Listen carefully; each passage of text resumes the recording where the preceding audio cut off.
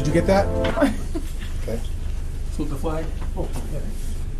Pledge allegiance to the flag of the United States of America and to the republic for which it stands, one nation, under God, indivisible, with liberty and justice for all.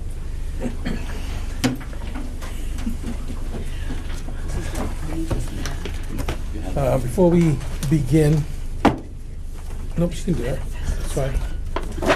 We have a little something that Sandy's gonna say something about. You need to pay attention to Marie. Marie, this is just a little something. We appreciate all you did for the deliberative session and through the budget process. We couldn't have gotten through it without you. So this is from all of us to you as a thank you. No crying. Want me to kick you under the table? No crying at school board meetings.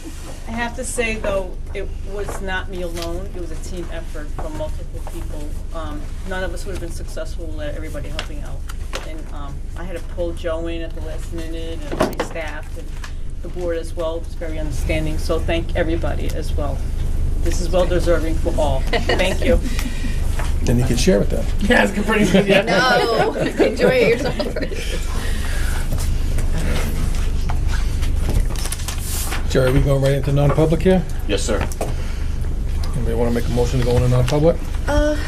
Sure. I'll make a motion to go into non-public. RSA 91-A:3, 2I. Consideration of matters relating to the preparation for and the carrying out of emergency functions, including training to carry out such functions, developed by local or state safety officials that are directly intended to thwart a deliberate act that is intended to result in widespread or severe damage or to property or widespread injury or loss of life.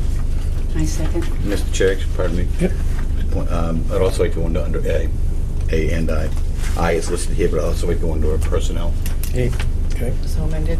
Can we do that? Yep. Second on I that? second. All in favor? Aye. Macaulay, aye. Let I. Cole, by. Johnson, aye. Give us 5 minutes. So moved. Do I have a second? I second. All in favor? Cole, by. Johnson, aye. Let I. Macaulay, aye. Nice. You're getting it. Only took us about a year. Only about a year. Okay. So would you like me to Yep. make the motion? Alrighty. Hope you don't do anything, right? Yeah, we do. I'd like to make a motion to accept the New Hampshire Department of Education approved public school infrastructure fund for the security improvements grant, $49,462, of which will be paid to the school by the New Hampshire Department of Ed's 80%, $39,570. The remainder, 20%, $9,892, will come from the Security Trust Fund, which was confirmed by the trustee of the trust funds that it can be used for this. And we will hold a public hearing to withdraw the funds from the Security Trust Funds at the next board meeting. I Sure, it's on the second. agenda. It's on the agenda. Sandy seconded it. Motion and a second. All in favor? Aye. Aye. Does that have to be a roll call? That doesn't have to be a roll call, right? No. Okay. And, All right, you want to set with that the one? next one? Yep. What's the next one? The next one is we accept the, Nope, we're going to do that down here. okay. Public comment? So, I'm directing my comment to the chair. At the last meeting, I asked a simple question. It required a one-word answer and got a 10-minute discourse from Mrs. Cole, obviously pandering to the camera, and very rude comments and loud, obnoxious laughter from Mrs. McCauley. And after all that, I didn't even receive the correct percentage. A couple of the members of this board have to learn a lot about decorum and how to treat the public. You're elected officials, and there's a proper way to conduct yourselves. what was your question? That's just a comment. Okay. Julie Crowley. Yep, hi, Julie. On behalf of the union, I wanted to thank you all for all the work you've put in putting together the budget. It's been really difficult this year. I understand, we all understand, and I just wanted to thank you, especially Tracy. You've been through a lot. Thank you. Everyone. I appreciate it. Thank you. Thank you, Julie. Anybody else? All right. Excuse me, a little hoarse tonight. Need a cough drop? I have No, I'm one. good. Consent agenda. Do you want to make a motion to approve the consent agenda? I move to accept the consent agenda. I'll second it. All in favor? Aye. Aye. Reports, moving right along here. Business administrator report.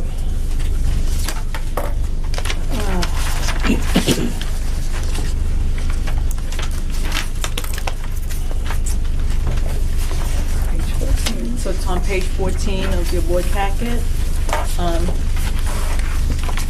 On a monthly basis, when I do my reports, I will update everybody on the participation on food service, students participating in both the lunch and breakfast, on the month, on how much it was for the previous month. So that's what you found. That's what's in the in your board packet, as well as we wanted to let the board know that we did send out the letters that we had indicated we were going to do so for the first time this year, based on everything that had transpired, the conversion and making sure all the student accounts and food service were accurate on January 30th. We did, these are pending things that were from the previous report, so ongoing until the items that has been discussed is finalized. I will continue to bring it forth every month so that we know where we stand.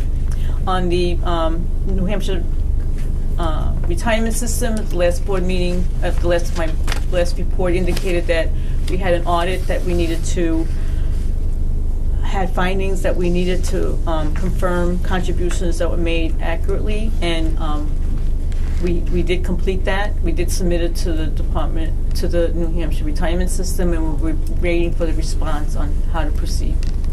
Okay. And it's actually reimbursements. So the district will receive a small reimbursement. It's not a big dollar amount, and we will have to reimburse employees for inadvertently taking retirement out on what we shouldn't have. This did happen last year. It happened variously. It did happen. It's the past. Okay. And then we made sure that we had corrective action that occurred in the spring of last year, but we also verified that all payments were made accurately prior to and since then. The deliberative session meeting minutes were signed and posted on the website, and Valerie, the secretary, school secretary, sent me the sample ballot that will be appearing on March 12th.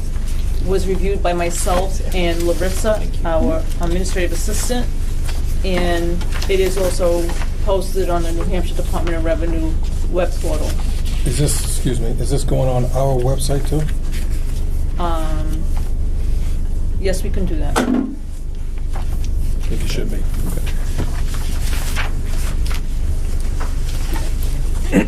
And then the last thing is the security grant that we discussed, and the financial status, where we at through the date that this report was run on February 15th. As we stand right now, we are in a deficit appropriations of $75,000. Of that $75,000, we should be reimbursed $25,000 for the server, which is reflected in the last column on the right, and we also are anticipating a reimbursement on the E-rate for technology project that has been done, and E-rate had indicated that it's something that we'll be reimbursed for.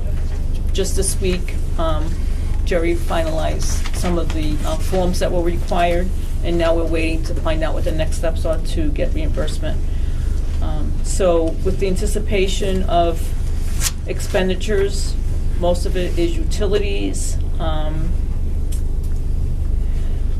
that were taken into account that we haven't spent to date, and then you see where the anticipated balance is at this point in time, which is would be close to $200,000 deficit if we were to expense the necessities that need to be done between now and the end of the year. Revenues, we're on target with the revenues. We also showed the food service expenditures as well as the revenue for the board information. And behind the financial report is the detail behind it, and I circled all the items that were encumbered that haven't been appropriated at this point in time, just as some of them are the athletic stipends that are gonna have to be paid until the sports are done and the coaches have been evaluated. They're not issued the payment. So I encumbered that, even though we haven't paid it out yet, because we don't know who the coaches are gonna be. And, but we are running the sports, so those are gonna be items that we know we're gonna have to spend. So that's all I have. If the board has any questions, I'll be happy to answer it. Any questions, Carl? Anybody? Thank you. Thanks, Marie. Principals report.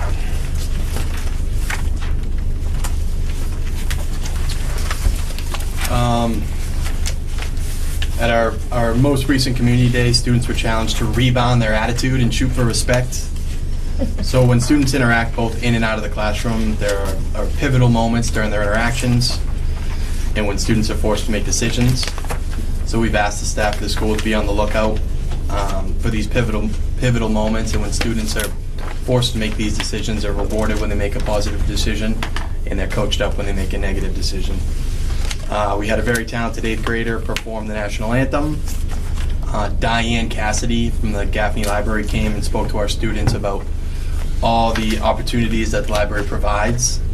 And it's really important as we move forward with this literacy push that we don't try to do this ourselves, but we use all the resources that we have, and the Gaffney Library is a nice resource that we really want our students to tap into as much as possible. So we wanted her to come in so that we know students know how to get a library card, they know what other opportunities the library provides, and they know who the librarian is, so they're comfortable with her, they know she's kind, and they know there's some good things happening there. So while she presented at our community day, the student behavior was just, it was a proud moment for an administrator, so that was a nice moment. And students were recognized for their positive contributions to the classroom and to the school. The 8th grade visited Spalding High School for a tour of the vocational center, met with the guidance department regarding course selection, and they had a demonstration from the Spalding ROTC program. This was the event that was originally canceled, but then it had been rescheduled, so we're back on track with our Spalding visits. And upcoming dates, we have a trivia night at Tumbledown Farm as an 8th grade fundraiser on February 21st. Also on February 21st is our National History Day competition. That will be here in the library, and it's an exciting part of the year for us. What time is that? Oh, boy. Well, it's supposed to start first thing in the morning, but right along with all the snow that we're expecting Thursday morning as well. So if it ends up having a snow day or delay, that will be changed to a date after vacation. If it proceeds as scheduled, it's an 8:45 start in the library. The chorus is performing the national anthem at the UNH hockey game on February 22nd. It's coming up. We have another community day coming up on this Friday, and of course on 12/25 starts our February break. Q25. Not 12. Oh, February 25th, not December 25th. Next Christmas we have a February break. There will also be one on 12/25. Jim, I have a question on your community day. Sure.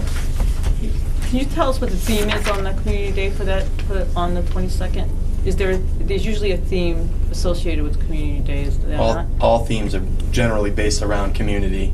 Okay, so I didn't know if there was something specific you picked for that. No, we'll take another step into rebounding our attitude and shooting for respect. Okay, Make thank sure you. we know exactly what that's all about. Thank you. Yeah. Do you know that there's another library in Wakefield too? Because the Wakefield Library is up in the historic district.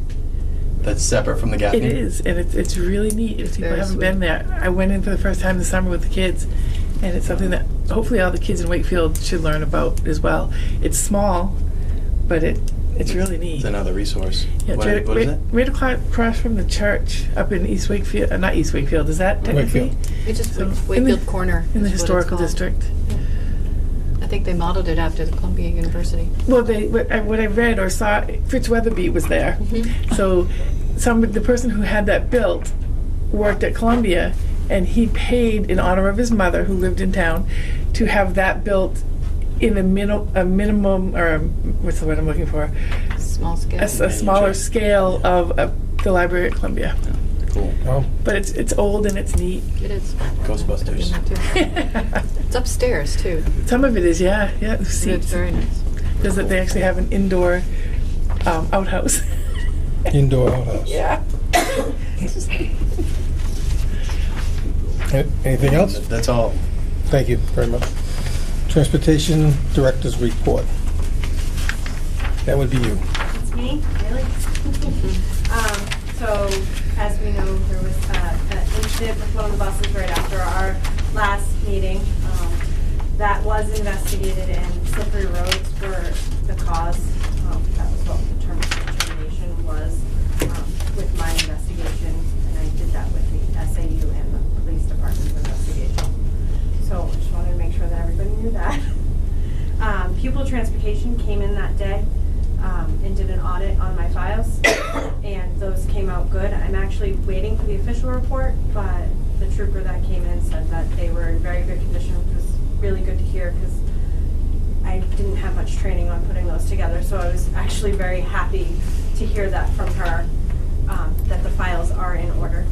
So, and then we had one SPC driver start, as a school bus certificate driver, that wants to receive her CDL, but she has started, so that's put us, we're still 2 down from September, but it's definitely relieved the pressure and put some of our special education back to a more reasonable time for them. And then we talked about repairs at the last time I was in here, and one of those repairs was done 100% under warranty. Any other? No. The bus driver's fine too. Yes, our bus driver's fine. There have been a few other minor repairs that have gone on, but nothing as extravagant as what I was looking at before. I was actually very happy that one of those was under warranty. The other one was not. I have not received that bill yet. Just to let you know, as well as on that, I did reach out to every parent that I could reach on the phone, so I made about 38 phone calls that afternoon to let the parents know. It did take us some time. What we found was a flaw is that because we don't keep our students in our system, and phone numbers change all the time for some people, the cell numbers change or whatever, that it probably took me until 1:30, 2 o'clock to finish contacting all the parents. And while they were appreciative that they got the phone call, they were bothered by the fact that it took so long to get that call. And I understood that, my child's in an accident, I'd like to know ahead of time, even though in the age of cell phones, most parents heard about that long before I ever got to them. But it really just pointed out a flaw, and we're trying to find a way to rectify that we don't have our parents' student information on hand at the SAU because they've registered through Infinite Campus. We do now have access to Infinite Campus, but there's not a way, when I send out an alert message for a snow delay or a cancellation, the high school parents don't get that.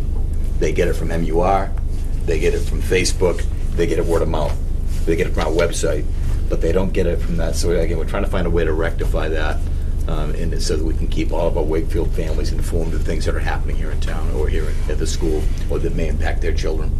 So just an FYI. So, question, Jerry. To update your contact information, can you send home a form letter or something? They aren't our students any longer, so we don't put any more information into PowerSchool. We're looking at if there's a way that we can do that. Now, Infinite Campus does it, but we don't talk with it. PowerSchool does not talk with Infinite Campus. So our alert now, or our phone alert system, feeds from our PowerSchool. It uploads every night at midnight. So if there are any changes that are made today regarding demographic information on students, that won't change. That won't upload to the alert phone system until midnight. The current students here at Ball School only. Only for our students here, correct. Why can't you add all the high school students to PowerSchool? I don't know that we can. That's what we're looking into, is because we have a contract with Power School for a certain number of students. We base that contract on the students who are here. Now, we've had to amend that. If you looked at our February enrollment, our enrollment's up a few more kids. So we actually did call Power School recently to say, hey, you know, we have a contract with you for X amount of students. We are at 473 now, so they sent us an amended agreement so that we can make sure that we stay abreast of that. Can we get the information from Rochester? I can access that information, but I can't feed it into Power School as of yet. So I can now, since that accident, I've been given access to Infinite Campus. So I can now go into Infinite Campus, look up all the students in Wakefield, and contact their families through Infinite Campus.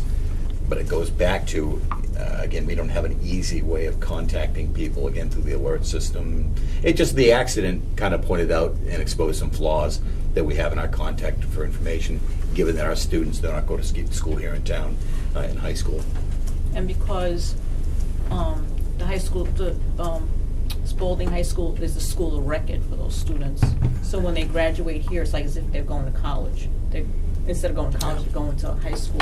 So that becomes their school of record. And that's how, and they have a different student information system. So we need to see how they can talk to each other. Like our alert system is more impacted when we have a cancellation or a delay and Rochester doesn't. When we went to the area agreement back in the fall, Rochester led us to believe that they could get us more information if we asked for it.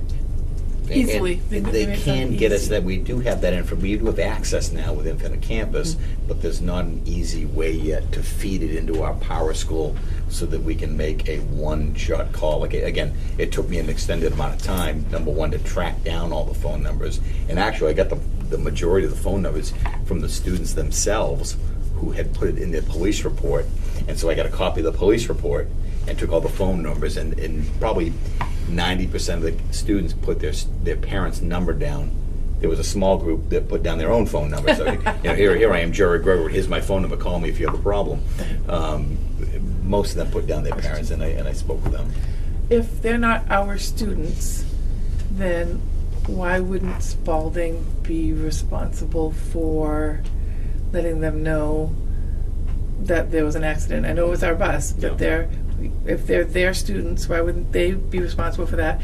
And why wouldn't they be responsible for sending out a call saying that there's no transportation from Wakefield to Spalding today?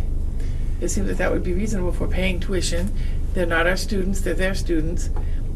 We get that it's our bus, but I think that might fall under the umbrella of Spalding's responsibility to their students. Yeah, we've not done it that way, but I can certainly talk with the SAU in Rochester Pay about enough that. for 'em. And yeah, It's a and gray I area. felt it was, It you know, needs to be personally, fixed. I felt it was important for parents to hear from me that there was an accident and that they're our students and they're under our care. And I wanted them to be. I wouldn't have done that in alert phone just because I Right. think that was rather impersonal. It would be scary for me if, as a parent, think my child's in an accident. I hadn't heard anything about it, and they hadn't heard from the school. So I thought it was important for them to hear personally, and not just some Just random call. for other things that Yep. maybe. I'm going to check with Rochester about that, see if when I call, because I talk with the assistants now, whenever we have a delay or a cancellation, even if they're not, we can certainly look at, can they put that out there? Yeah, because they're their students. Yep. What else, Chair? Anything else? No, that was about it. I do a roster at the beginning of the school year, and I ask the kids for their email or phone number. I did look at that last year, and for me, on the regular, hey, it's the beginning of the school year, put your name, your phone number down. 90% of those numbers that I have, I've realized are cell phone numbers. Coming to realize just from having those and knowing students and knowing their numbers, or last year we had an incident where we tried to call parents and use my roster, and those were all cell phone numbers, so I didn't even pull that out. Like student cell phone numbers? It's the students filling it out for me over the students filling it out for the police is completely different. And I'd say 1 in 10 cell phone numbers changes, Yeah. you know, from the time I get it to the time I need to use it. Yeah. I mean, other than that one incident, things have been going really well, and the addition of the other driver has definitely helped getting our special education students home, and I'm hopeful that she will go forward like she wants for her CDL and stay with us for another school year as a CDL driver. Absolutely. Thank you. Joe, you're up. Facilities report. Sprinkler's gonna be dismantled and installed over the school break. They did a 6-day install, tear down and install on that. I really wanna get it done within the 5. If we do it on the weekends, of course, that's overtime pay and all that other fun stuff that goes with that, so we're trying to get it done in the 5 days. We're gonna use that March 4th day as a just-in-case day, tightening up clamps, the finishing touches on it. I'm gonna actually talk with them today, and if they need my help, I'm gonna be working with them as a laborer, just to speed up the process that much faster. I am envisioning us dropping pipe, 400 feet of pipe out here at the side doors, and that has to get from those side doors into the storage closet, up into the attic, and laid out across. So it'll be quite intensive taking that on, but it's gonna happen. I wanna get it done in 5 days.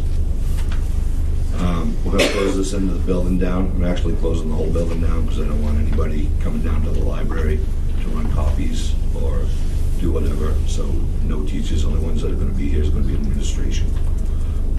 Probably Jim and Jen, because we're not gonna be in that area of the office. Holly will be here. The SAU, they won't be affected at all by that. But the rest of the teachers, paras, stuff like that. I believe Wayne's all done with Parks and Rec as of this weekend. This is the last weekend for basketball, so I don't believe we have anything going on over that. Of course, the break. The custodial staff, they're gonna be here. We're focusing them down that far into the building. Carpet extraction, deep cleaning, all that stuff. If the sprinkler, if I'm envisioning the way this is gonna work, we're gonna work on the sprinkler system from this end over. So if I'm over in this far end of the building, we have everything upstairs, I'm gonna open this up for them to come in and work and finish out these buildings. So it's gonna be a process that we have. And then I've been working with I'm gonna be working with the business administrator, with Marie, on contracts that we have coming up that are gonna be due. We have snow removal that's gonna be happening, preventative maintenance on our HVACs, landscaping, and all of that. And then we've also been progressing with the security grant. That's about it. Any questions for Joe? Thank you, Joe.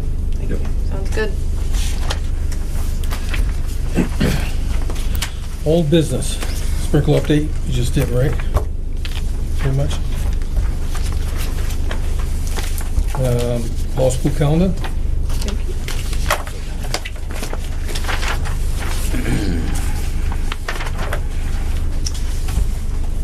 So what we have in front of us is the proposed calendar for 2019-2020 school year.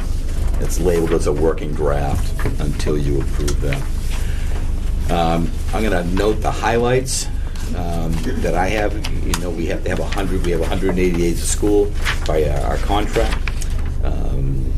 There are certain days that are required by law that we have to have in, such as if you look down to June and July, there are 10 days, and that's required by law to have 60 hours of time built into your contract and into your calendar to ensure that we have enough days for snow days. So those have to be there. That's the big one. The snow days have to be there? The snow days have to be there so that if we have, like right now, we're at 5 snow days here. We are halfway through our RSA, time that we need to have in the calendar. So you go back. So go back to the top. In August, you see we have 3 workshop days in the first week. We typically like to have 4 in the workshop days to start the school off. One day is welcome back, get things rolling, get things up and running. 2 days of professional development, and the 4th day was usually, by contract, we have to have 1 day that are meeting free for the teachers to set up their classrooms. We weren't able to do that with the number of days we have, with contractual needs that we have, as well as the RSA of 10 days, and get our 180 days in. So we were able to get in 3. So the teachers will come back on the 26th. They'll have a workshop day, and it's, looking at some kind of professional development on the 27th. Students come back on the 28th and the 29th.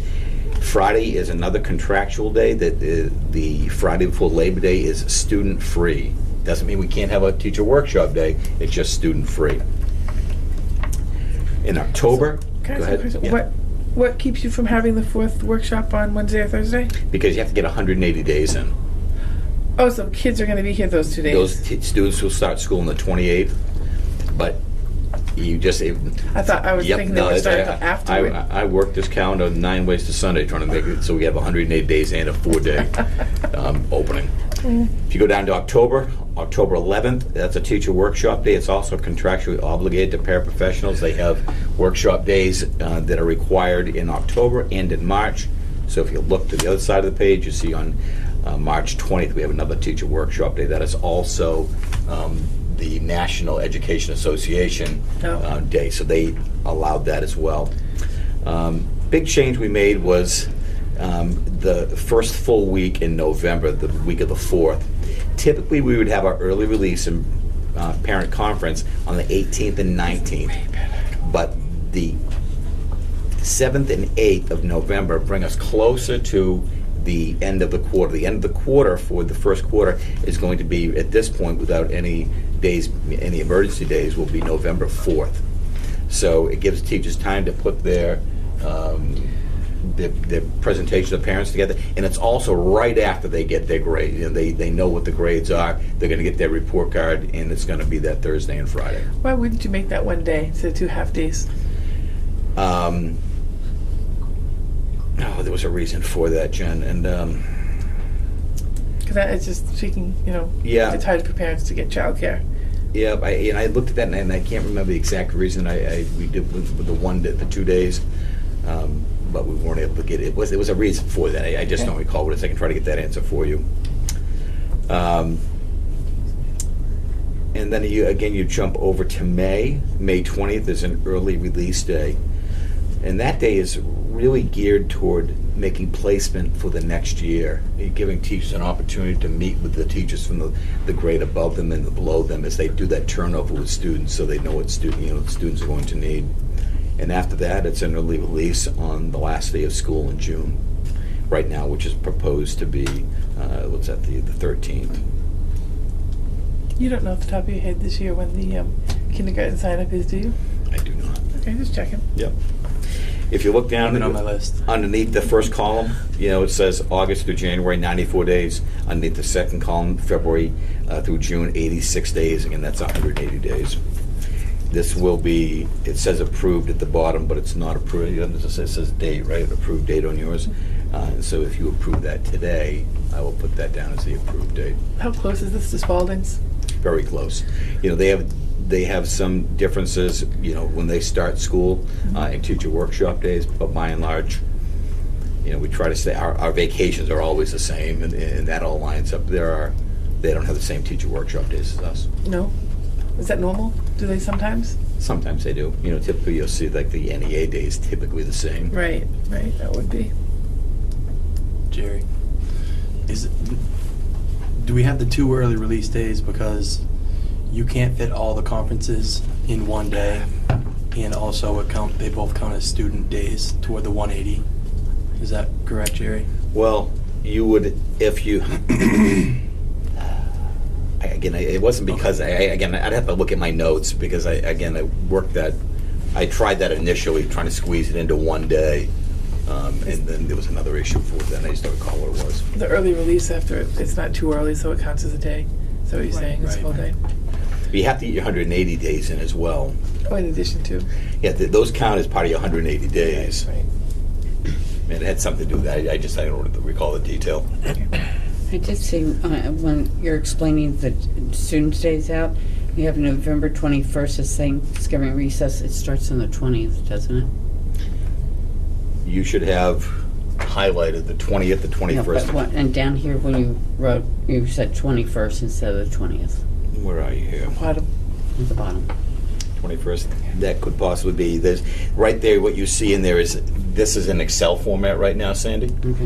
So some of this will have to be changed and be drawn out into a Word doc. That should be. That'll be the 20th. So it's the 20th. So you don't see the whole thing in there either. Any other questions? You need a motion to accept I that? would like that, please. Anybody want to make a motion to accept this calendar? I move to accept the 2019-2020 school year calendar for the Wakefield School District. Do I have a second? I second it. All in favor? Aye. Aye. Thank you.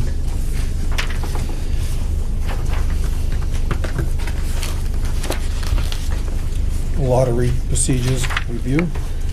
You have in your 8586? Yeah, 8586. I just wanted to throw it out. Do we want to look at this lottery? There seemed to be a lot of questions from the board when the lottery occurred. Are there areas of this that we want to address? I think we made a Gotcha. mistake when we allowed people to fill mid-year. Because although I didn't want to see spaces go unused, I think we cheated the exiting 8th grade class. Okay, Tricia. Was it because somebody left that was in, that had gotten it at that December, that last year? Did somebody leave? Yeah, I think Didn't so. somebody move to there, out of here, so that the space was opened up for Wakefield? Wasn't that one of the issues? I think it was moving. So, but it came from, and I'm just making sure I understand, but it came from that particular graduating class, that 8th grade, that person that left, or was it not from the class? So it would have been an existing student that left, existing Kingswood student that left, and I think it limited the number of spaces for the current 8th grade lottery. So basically the choice would be, which grade do we take it from? The one that it would have been part of, or the ensuing year? Well, there were a lot more spaces prior year, and Oh, yeah. these kids only got 2, right, Yeah, this year. That was tight, yep. Yep. And that's typically been the process when students leave, they decide they want to go, they don't like Kingswood, they're going to go to Spalding, they move, whatever happens. That's pretty typical that you've chosen, the board has chosen to fill those positions and approve that mid-year. With the previous class, or the class that it would have been a part of? Just filling the numbers, you know, it's a waiting list, so if you had 14 people on the waiting list and you put in 7, you'd have 7 in that waiting list, and they may be students who are 8th grade, this year, first year freshmen, or freshmen at Spalding that year, or they may be students who are juniors and saying, you know, I wanted to go into the lottery, and they may not be at the top of the list, but we've typically chosen to put those students into Kingswood on the lottery, or on the waiting list. I just, after we decided it, I was told, by your predecessor, that it was a mistake. And it made me think about it, and, you know, I felt badly for all the kids. I still think it would be, that we need to look harder at finding a way to make all of our students able to go to a school that they want to go to. I think it's awful that a kid has to go to a school they don't want to go to based on a contract. And I understand that some kids don't want to go to the high school in their own hometown and they're stuck with it, so it's, you know, not that different. But I think that when you have, what was there, like 10 kids who had their name in that lottery, and 2 got picked, that's There's the smallest number I've seen 20%. picked here since we started the lottery process. You're right. I know, yeah. It's, a lot of disappointed kids, and high school's a big deal. You know, it's a stepping stone to the rest of their life. Is it something we could pursue? yeah, how about if I do this? I'll look at what the process was this year, the number, and see if I can get a chronology of when kids went in, you know, how many kids went in last year, and what happened with that waiting list, and how was that assigned as of this year. And I know we're bound by contract, and we've never done well trying to negotiate it, but I think that we ought to still talk to Spalding about, do they really want kids at their school that don't want to be there? Do they really want to force 8 kids from Wakefield to go to a high school they don't want to go to? I mean, I know it's money, and I know it's a money issue, but it just seems like there's got to be some sort of Ongoing discussion, I guess. human. It would be nice if we could open up a dialogue. Yeah. Well, we have time, that's why I brought it up now, because it would give us almost a year to kind of work on this Yeah. and figure Yeah. something out. We'll keep it on the front burner, Thank you, Jerry. of course. New business. So, policies. So in your packet, you have a sample policy from Manchester, which is their rules of order. Now, you know, we talk about Robert's Rules of Order, which is a very, it's a big set of rules, and they're very hard to follow, and they can be very inhibiting to a board. What I included with you is another set of rules from Manchester, which was recommended to me to look at by Will Phillips from the Hampshire School Board Association. He also sent along, I'm going to hand this out to you now, which is a sample policy of their version or their sample of BEDD, which we already have. Actually, I'm going to give these to you. But it's short. Keep going. At the back of that packet, you'll see our policy BEDD, which is, you know, about 2 sentences long and doesn't really give any direction on the rules of order. So very scant. Then you've got Robert's rules, and you've got Manchester's rules, which are very inhibiting. I spoke with a former assistant superintendent from Manchester, and he felt like that set of rules from Manchester, even though they're scaled down from Robert's rules, was very inhibiting. It made it challenging for the board to move forward when they were arguing about rules of order. So, and then you've got ours, which is very scant. There's no direction. So the policy from the SBA, I think, is a good middle ground for us to look at.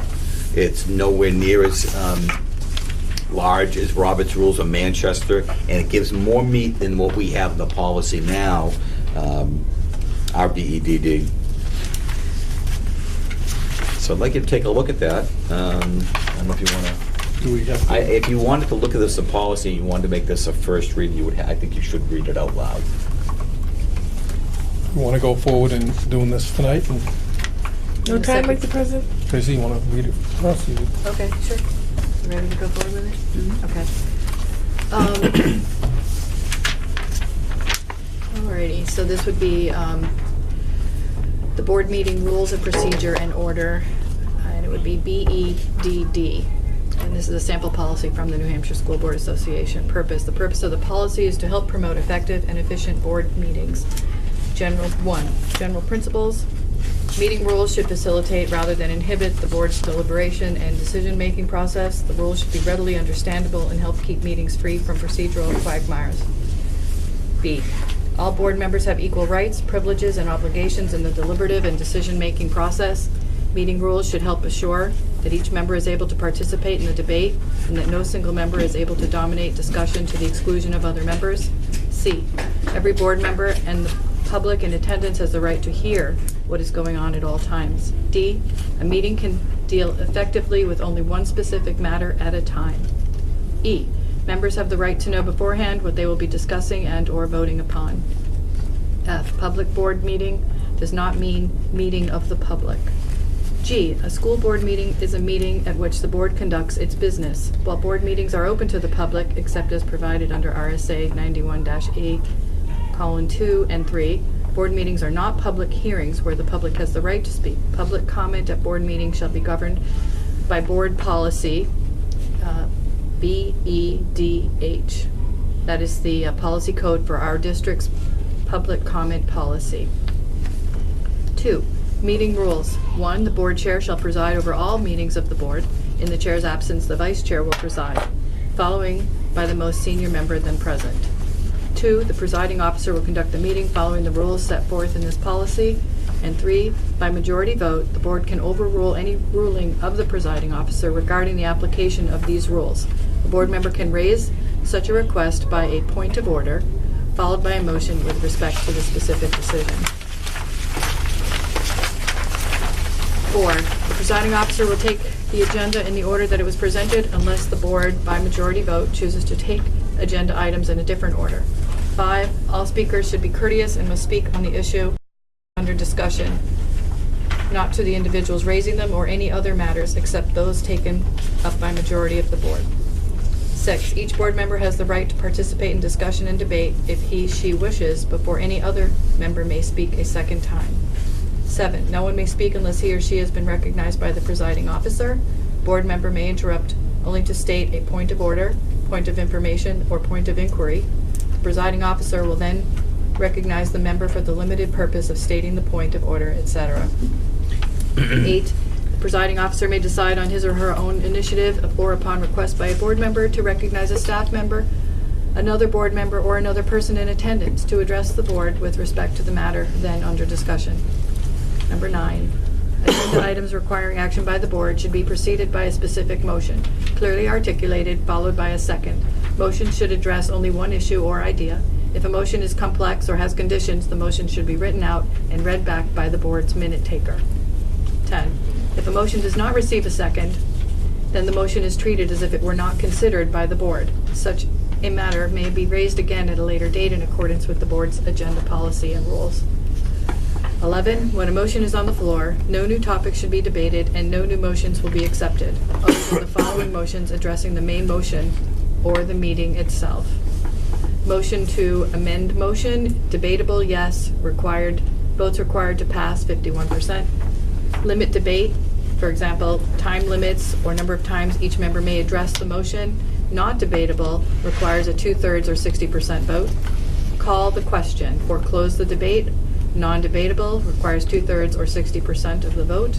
Refer to committee or administrative study. Debatable, yes, votes required, 51%. Postpone to a later time, different day. Debatable, yes, required votes, 51%. Postpone indefinitely or kill the motion. Debatable, yes, votes required to pass, 51%. For roll call vote, all votes in non-public must be roll call. But for roll call, debatable, no, required to pass, 2 members. Recess, non-debatable, required 51%. Adjourn, non-debatable, votes required, 51%. Number 12 is provided under RSA 91-2-A:2 for open sessions and 91-A:3 for non-public sessions. No vote may be taken by secret ballot. Number 13, the presiding officer should, in accordance with the duties of all board members, vote on every issue. 14, no item may be discussed or decided upon in non-public session except as provided under RSA 91-A:2 and 3. Get the BEDH for the policy for the district's non-public session policy. Number 15, abstentions,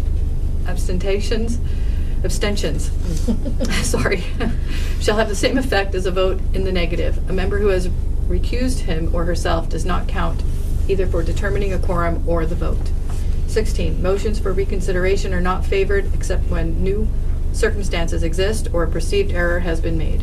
Motions for reconsideration may only be raised at the same meeting as the original decision by a person who voted in favor of the original motion. Motions for reconsideration at a later meeting may only be considered when approved by a 3/5 supermajority and only when the proposed motion is posted with the agenda for the subsequent meeting. Only one motion for reconsideration of any decision shall be permitted, irrespective of whether the first motion or reconsideration is successful. This provision shall only apply to the board as constituted as of the date of the original decision.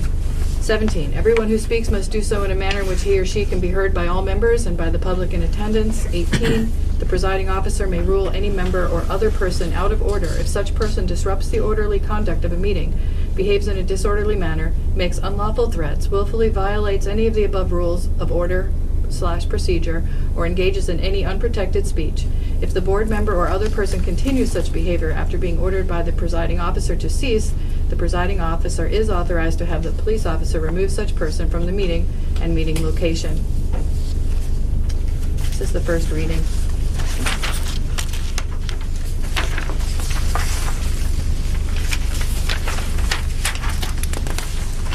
What do we think? think considering this is ours, it was pretty short. Yeah. Good job, Tracy. That's a mouthful.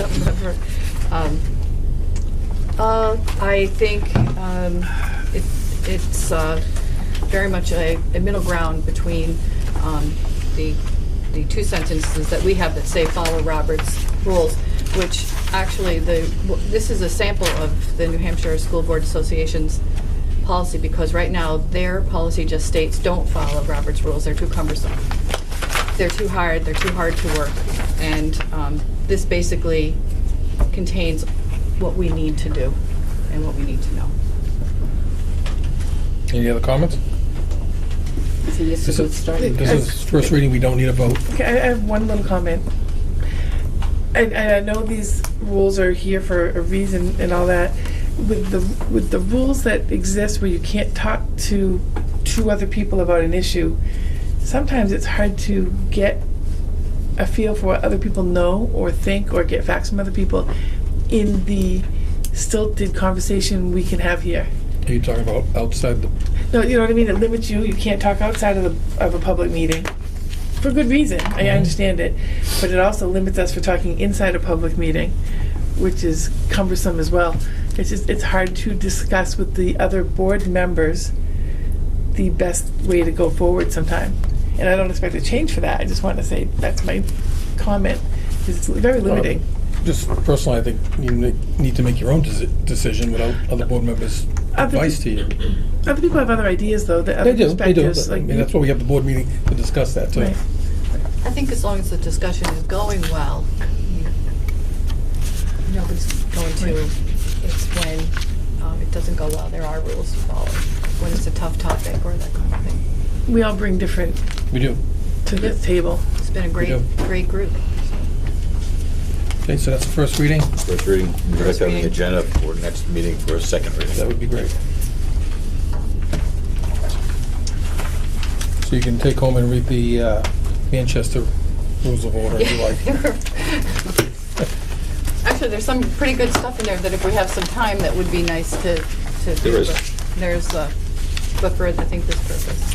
Can I add something? You can. New business. Yep. Ann Kevler could not be here this evening. She did want me to pass on that she has arranged for a forum for somebody to come, but Dr. Smith, Malcolm Smith, he's a leading expert on civility and empathy as the tools to stop bullying and prevention of school violence.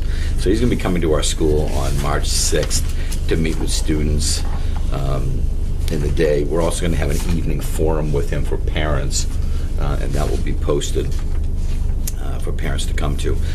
So to have that discussion with him and hear what he has to say about civility and empathy is a way to help students understand how they interact with other people and that their words have impact.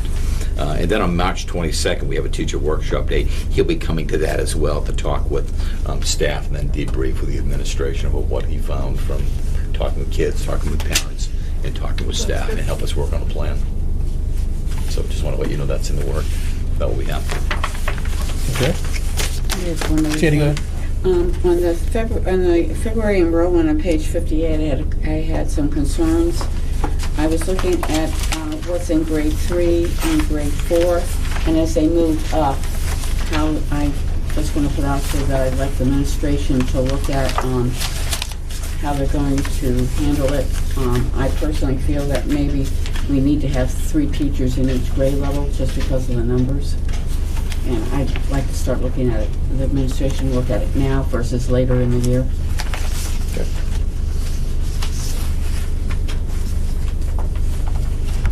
One of the reasons why was yes. No other business? No, sir. Public comment? Priscilla. Something for new business. On January 11th, I was sent an agenda for an emergency meeting to be held on January 14th. An emergency meeting is a meeting called by the chair, and it's called for a situation that imposes immediate risk of life, health, property, or environment, or requires urgent and immediate action to mitigate further harm. You don't wait 3 days for an emergency meeting. You also have discussed warrant articles listed on that agenda of your emergency meeting. I wonder how that constitutes an emergency meeting under the legal definition. The law states that minutes of an emergency meeting shall clearly spell out the need for the emergency meeting. They did not. I requested those minutes and were told they were sealed. Minutes must be sealed in public, and they were not. So I requested them again. When I received them, there was no clear reason given for the emergency meeting in those minutes. The minutes said there was a, quote, discussion about SAU 101 operation. Superintendent Christine Kyrie resigned stating personal reasons, and superintendent departed the meeting, which at that point, there was no actual legal meeting taking place because there wasn't a quorum of the board present, as 2 of the 4 board members present that night had left the room prior to Dr. Tyree entering. And you failed to recess the non-public meeting or reconvene it when the other members returned to accept her resignation. I contend that I received rewritten, watered-down version of non-public minutes. Quite obviously, there was nothing in the minutes that I received that would have warranted being sealed. The meeting was never posted. If a meeting is not properly posted, public officials may not meet to conduct public's business. Postings must be in 2 appropriate places that can be seen by the public at any time. If a public body chooses to post meeting notices on their body's internet website, it shall do so in a consistent and reasonably accessible location on that website. So it was a legal meeting in violation of the law, and everything that was decided at that meeting could be deemed null and void. The Superior Court has the authority to invalidate action taken in a meeting held in violation of the right to know law. I'd like to know what the urgent matter was that imposed an immediate risk to life, health, property, or environment by law. The reason has to be clearly stated in the minutes. Why did you think you could wait 3 days to have an emergency meeting? Did any one of you even bother to look at the RSA for an emergency meeting? Are there 2 sets of minutes for that non-public meeting? The one I received and the one you intended to seal? When the 2 board members left the room, did you intend to continue to conduct board business without a quorum? If not, why didn't you recess the meeting? This meeting was never posted, therefore it was illegal. I'd like to know what you plan to try and do to correct all this. Priscilla, can I have a copy of all those questions? Sure can. We'll get back to you at a date. Thank you. Thank you.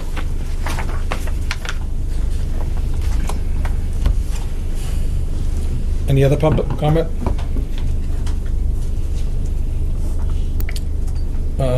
Resignation nominations.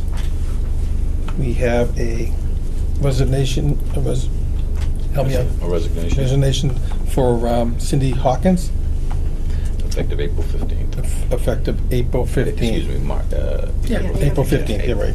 Yep. With regret, of course. With regret. And want to make a motion? Yep, sure.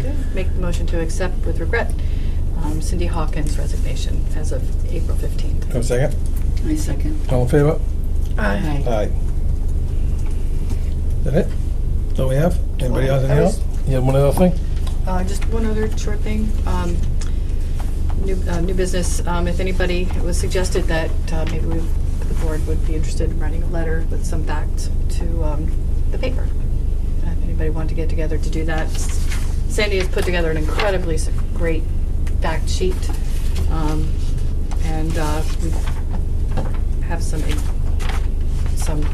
we have the school board showed, not the school board, the teachers have a nice short little list of promoting the budget. Did everybody see that? No, but I have a question separate from that. And I might have just missed this. Did the whole essay thing come and go already? I had a parent email me a while back, a couple weeks ago, asking about the deadline for the essay for The question that we all put together. Yes. Did you make a deadline for them? Has that question been finalized, and is there a deadline? The question I think we decided was, can be done for the. It was, we were working on rewording it because it sounded kind of negative, I Yeah. thought. And I think we've put a spin on it that was more positive. Right. And was there, so was a scholarship question, if Yeah, I whether there was a don't know deadline or what not? the action was taken on that. I can certainly Okay. look into it. So it must still be pending? Yeah, we have to just Okay. discuss that. If I could get an answer. It was changing of the wording, I believe. We did, yep. And that was probably right around that same time that the resignation came. We can, yes. So we can put it together Let me look at what again. the action was taken, and see where we stand on that, and I'll bring it back to you at the next board meeting. Could you forward, answer her? Can you read that? Yeah. You know who that is, right? Good, Jim. Tracy made the motion to regretfully accept the resignation. Who seconded that? Sandy. Second. Okay, thank you. I knew you were gonna ask that. Anything else? Motion to adjourn? I make a motion to adjourn. I'll second it. All in favor? Aye. Aye.